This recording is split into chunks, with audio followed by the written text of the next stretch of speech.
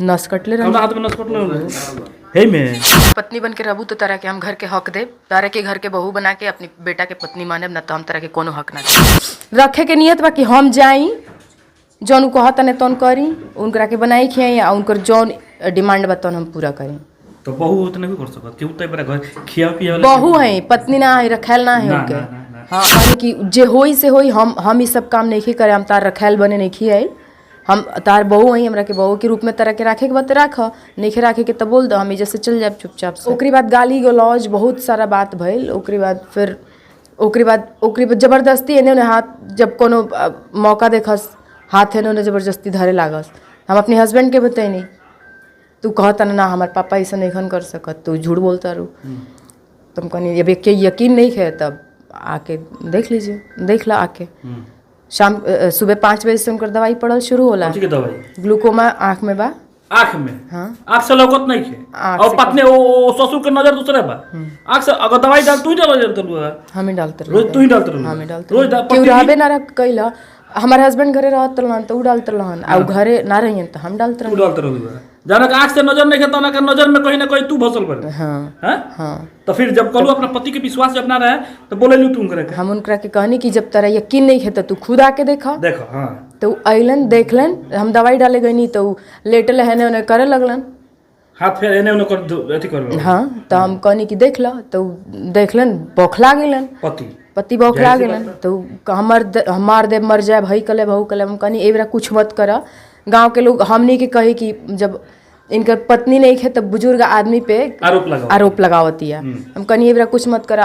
अभी हम कहनी अभी माता जी अली ना है नोएडा से, ओकरे बाद वही बेरा से उत्पाद कल शुरू कर डाला, दूसर मुद्दा लेके गाली गुप्ता दिन राती। हमारे ये एगो बेटा बाड़ा, ये एगो पतोही बाड़ी, हम ही जैसे चल जाए भाई कर लोग के मुँह ना देखे। अब ओकरे बाद बहुत सारा गाली गुप्ता, बहुत सारा बात। माने पतो में 3 गो पतो बाड़ी छन, 3 गो सबसे बड़ तू हो। तो 2 गो पतो हिया, 2 गो पतो नोएडा रहला लोग।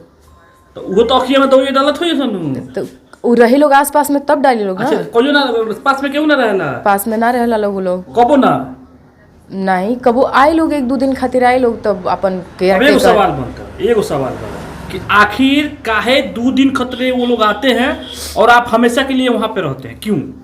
उन लोग का बाहर बिजनेस वगैरह, उन लोग का नौकरी है बाहर, उन लोग का बाहर ही सब कुछ है, इसलिए वो लोग बाहर रहते हैं। और हम घर पे, हमारे हस्बैंड का था जो बिजनेस वगैरह था, इसीलिए हम गांव में रहते थे।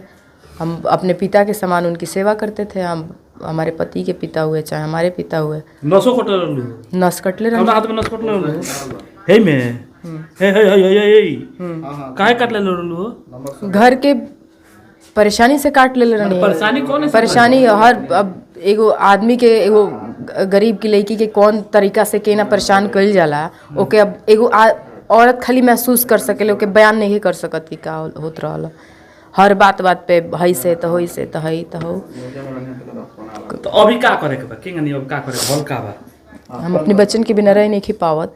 अच्छा लड़का कहाँ बड़ा सन? लड़का बाड़ा सन, लड़का वो नहीं कि लगे बाड़ा सन। केकरा लगे? ससुर के लगे? ससुर के लगे लड़का बड़ा? हाँ बच्चे। एगो मातारी बिना लड़का के रहती है दिन भर। हाँ माने ससुर के लगे लड़का तार बड़ा सन। हाँ वो पोसपाल करता रह। अब तू बिना लड़का के बारे हम बिना लड़का के बानी भाई। अब हम के ना रहत नहीं तो हम ही जानता नहीं, और केहू नहीं के समझ सकता। सवाल एगो बनता है आखिर बिना बच्चन के हम बच्चन के लेवे गइल रहनी। हम बच्चन के लेवे गइल रहनी तो गाड़ी के शीशा मार के फोड़ दलन, जबरदस्ती कइलन कि ना बच्चा ना जइसन। गांव के लोग के हम उनकी बहन के बतैनी कि बच्चन के तैयार करके रखिए, हम आवत तनी बचवन के लेवे, तो एको बार ना बतैली कि ऐसे साजिश करके रखल बा, गांव के लोग के इकट्ठा करके रखल बा। माने बचवा से काहे ना लिया जरूर तारा के बोलावे खतरा कि पढ़ावे लिखावे खतरा? पढ़ावे लिखावे के हम गोरखपुर में अपने बच्चन के एडमिशन करवा के रखले रहनी है। एडमिशन तू करा देले बरे? हाँ एडमिशन करा के रखले रहनी है। बच्चन के स्कूल से फोन आवत रहला कि बच्चों को लेके आइए। हम कहनी कि हाँ बच्चन के दे दो, आप बच्चा बहुत देख लेला, एने ओने से फोन करवावत रहला, रोत रहला कि हम बच्चन के बिना रह नहीं पावत। बहुत लोग के फोन आइल हमारे हस्बैंड के लगे कि बच्चन के बिना रह नहीं खन पावत, काहे नहीं दिखा दे रहे हैं बच्चों को, आखिर उमर जाएंगे तो आप लोग भी पछताएंगे। बच्चे भी बाबा के पास शुरू से थे। हम कहनी ठीक बात देख लीजिए। तो एक सवाल बनता है क्योंकि जो आपके सास थी वो आपके बच्चे के बगैर नहीं रह पाती थी, ये सत्य है? बिल्कुल ये सत्य है।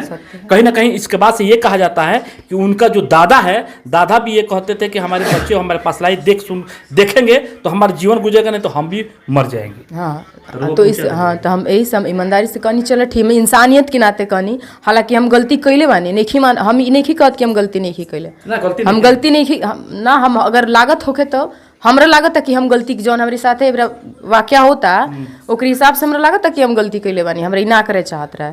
माने एगो दादा से अपना नाती के नाम मिलावे के चाहत रहे, दादा मर जाए, दादी तो ना ना ऐसा इहो, अब दादा के इहे करे के चाहिए, बच्चन के जीवन बर्बाद करे के चाहिए। जना बच्चन के हम एडमिशन करवा के आइल बानी, बच्चा ला खेरा बनिए सन, दुआरे पर चाय पानी पहुंचे सन, बचवा यही खातिर रख ले बना।